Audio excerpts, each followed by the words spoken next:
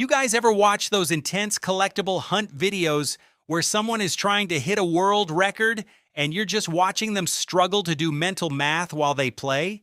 It's stressful. You're trying to keep track of how many items you've grabbed, how much time is left, and whether or not you're actually on pace to beat the record. Most people just guess, and that's how you lose a run. So I built a solution for this. This is the Collectible Hunt Progress Tracker. All right, so right here, I'm going to run through it live with something someone would actually set up.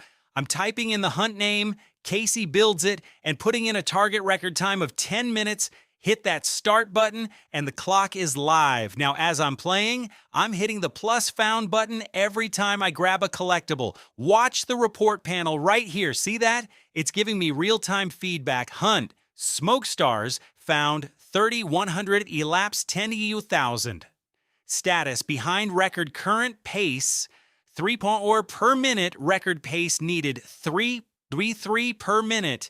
It tells you exactly where you stand. If you're trailing, you know you need to pick up the speed. If you're ahead, you know you're safe. You can hit that reset button, or if you want to save your progress, just hit Export Session Snapshot, and it saves the data for you. This is a small Python desktop app.